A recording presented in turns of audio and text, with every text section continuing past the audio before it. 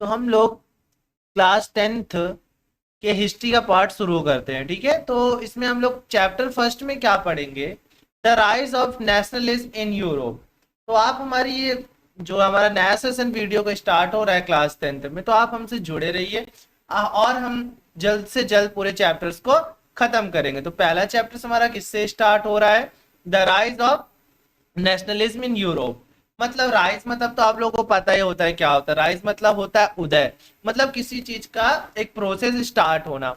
और नेशनलिज्म मतलब क्या होता है कि जैसे कि लोगों में एक तरह के विचार आने लगे, लोग एक तरह के सोच रखने लगे, और जो भी चीजें चेंजेस लाना है, एक तरह के माइंडसेट से चेंजेस लाना। नेशनलिज्म मतलब क्या होता है कि नेशन को लेके चलना। मतलब अगर एक इंसान जो चीज सोच रहा है वो दूसरा भी सोचे, तभी जाके कुछ उदय हो पाता है, कुछ चेंजेस ला पाते हैं। तो वही the rise of nationalism in Europe. Europe में क्या क्या चीजें चेंजेस हुआ वो सब कुछ। जैसे आप लोग ये पेंटिंग, ये एक ड्राइंग देख रहे, फिगर देख रहे होंगे, तो इसमें आपको क्या दिखेगा, एक गॉड दिख रहे हैं, स्टैच्यू ऑफ लिबर्टी दिख रही है ना। तो ये सब चीजें हमको क्या बताते हैं। और आप लोग को इतने सारे लोग दिख रहे होंगे, इनके फ्लैग दिख रहे हैं। और जैसे फ्लैग से तो आप लोग जान गए होंगे कि किसी नेशन को ही कुछ बताने के लिए सब हो रहा है। मार्च हो रहा है, मार्च मतलब एक प्रोटेस्ट किया जा रहा है और आंदोलन किसी प्रकार के लाए जा रहे हैं। किसी से किस चीज को हमको बढ़ावा देना, वो सब की मांग की जा रही। मतलब ये पेंटिंग में आप देख रहे होंगे कि किसी एक नेशन को ही बता रहा है। नेशनलिज्म कैसे धीरे धीरे आ रहा है प्रोसेस में, वो सब चीजें ये पेंटिंग से हमको बता रहा है। तो चलिए हम लोग पढ़ते हैं आगे।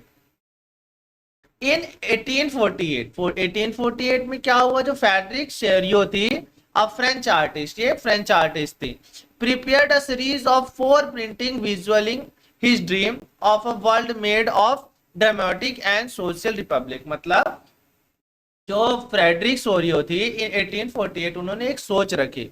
और ऐसे ही सोच नॉर्मली आती नहीं है, मतलब कुछ सोची होंगी, वो अपने सपनों में किसी के साथ बात करी होंगी, तब उनको और विजुअलाइज मतलब थोड़ा समझी होंगी। क्या समझी होंगी, अब of world made of democratic and social Republic. जो हमारा जो वर्ल्ड है उसको एक अच्छा कंट्री और एक सोशल रिपब्लिक बनाने के बारे में इन्होंने अपना एक विचार रखा है। एज ही कॉल्ड देम, जो ये खुद personally Sochi. The first print, जो पहला प्रिंट है फिगर 1 में, जैसे मैं आप लोग को बताया कि आप लोग क्या क्या देखे, वही हम डिस्कस करेंगे नीचे। Of the series shows the people of Europe and American men and women of all ages and social classes marching in a long train। मतलब यहाँ लॉन्ग ट्रेन मतलब क्या है, एक लंबी कतार लगी हुई है इनकी। जैसे कि आप लोग देख रहे होंगे लॉन्ग ट्रेन मतलब एक लंबी कतार लगी हुई, किनकी, अमेरिकन की, अमेरिकन पीपल्स है ना, उनकी लंबी एक कतार लगी हुई है। ठीक है, और जो यूरोप के लोग हैं उनकी। किस लिए, जितने भी कैटेगरी के लोग हैं, मतलब जितने भी एज के लोग हैं, कैसे भी धर्म के लोग हैं, सभी लोग एक साथ जुड़े हुए। लॉन्ग ट्रेन मतलब ये नहीं बता रहा है कि यहाँ किसी चीज को इंडिकेट कर रहा है, यहां बस ये बता रहा है कि एक लोग एक साथ जुड़े हुए हैं। And offering home page to the Statue of Liberty as they pass by it.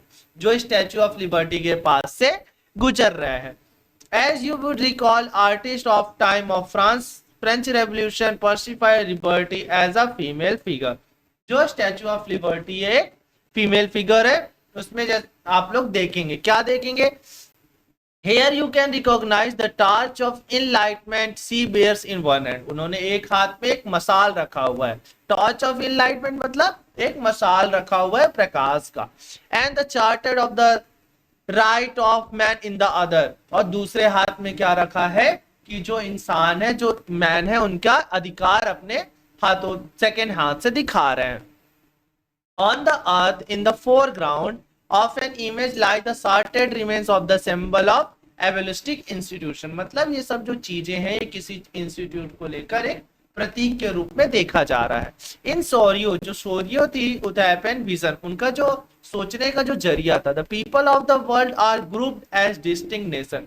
मतलब जो पूरी दुनिया के लोग हैं वो एक हो जाए, एक तरह की चीजें सोचे। आइडेंटिफाई थ्रू देयर फ्लैग्स, मतलब उनका क्या सोच था कि जो पूरी दुनिया है वो एक अलग, जैसे अलग अलग कंट्रीज हैं तो अलग अलग कंट्रीज के अलग अलग फ्लैग हो, और जिसके कारण वो पहचाने जाने लगे। जैसे कि कोई इंग्लैंड है तो उनका अलग फ्लैग हो, इंडिया है तो अलग। इनका पहला ही एक विजन था, उनका विजन यही था। सबसे पहला विजन क्या था कि जो हम आइडेंटिफाइड मतलब क्या होता, पता लगाएं कि हम अपनी जानकारी में रखें क्या, किस प्रो के माध्यम से, फ्लैग के माध्यम से, कि फ्लैग देखकर हम बता सके कि कौन सा नेशन कौन सा है। एंड नेशन कस्टम्स मतलब उनकी क्या क्या चीजें हैं। लीडिंग द प्रोसेशन मतलब इस चीज को आगे नेतृत्व करते हुए, with the past of statue of liberty are the United State and Switzerland which by the time were already nation state. मतलब उस टाइम क्या था, जो स्विट्जरलैंड थी और यूनाइटेड स्टेट था, उसमें पहले ही बहुत सारी चीजें सुधार में आ गई थी। मतलब वो वहां के जो लोग थे अपने आप में कुछ ना कुछ सोच एक साथ बना लिए थे। फ्रांस हो गया, ठीक है। अब क्या है इसमें, France identifiable by the revolutionary tricolour, जो फ्रांस के लोग थे उनका ट्राई कलर का फ्लैग आ गया होगा, जैसे आप लोग फिगर में देख रहे होंगे कि फिगर में जो ट्राई कलर दिख रहा है आपको, ये जो ट्राई कलर आपको दिख रहा है मतलब तीन रंगों से बना हुआ, उनका पहले से ही फ्रांस के लोगों ने एक दूसरे से इंडिकेट करने के लिए सब चीजें बना लिए। और क्या है, जैसे कि as just reach the statue she is followed by the people of Germany bearing the black red and golden flag. जो black red and golden flag था, जर्मनी भी फॉलो करते करते ये फ्लैग अपना बनाने लगे। जैसे कि आप लोग जब फ्रांस का मैंने बताया ट्राई कलर यूज करने लगे, रिवॉल्ट्री मतलब कुछ क्रांति करने के लिए उन्होंने एक अपना ही फ्लैग बनाया ट्राई कलर का, और उसी को फॉलो करते करते जो जर्मनी थी उन्होंने भी ब्लैक रेड और गोल्डन फ्लैग बना लिया। Interestingly, at the time when Sorio created this image, the German people did not at exist as a United Nation. जब सोरियो ने ये सब चीजें इमेज बनाया तो जो जर्मन्स के पीपल थे did not at exit in a United nation, Germans के लोग थे ये यूनाइटेड नेशंस में नहीं आते थे। The flag they carry is an expression of liberal hope in 1848 to unify the numerous German speaking principalities into a nation state under a democratic constitution। मतलब क्या इंडिकेट कर रहा था, उस टाइम जो जर्मन्स थे, जर्मनी थी, वो यूनाइटेड नेशंस के अंदर नहीं आती थी, पर फिर भी जब उनको ये सब पता चला तो पता चलने के कारण क्या हुआ कि ये इनको भी लगने लगा कि ये भी एक डेमोक्रेटिक कॉन्स्टिट्यूशन में है। फॉलोइंग द जर्मन पीपल को भी फॉलो करने लगे, as the people of Australia, the kingdom of two cities, Lombardy, Poland, England, Ireland, Hungary and Russian, ये सब लोगों ने फिर जर्मनी को फॉलो करने लगे। फ्रॉम द हेवन अबव मतलब स्वर्ग से जो लोग थे जो देखा करते थे इनको, ऐसे उनका जो एक विजुअल नहीं होता गॉड में, जैसे आपने पेंटिंग में देखा वो जो जीसस दिख रहे हैं उसमें आपको, और भी जो फेरी टेल्स हैं, जो संत वगैरह हैं, वो सब आप लोग ऊपर देख रहे होंगे पेंटिंग में।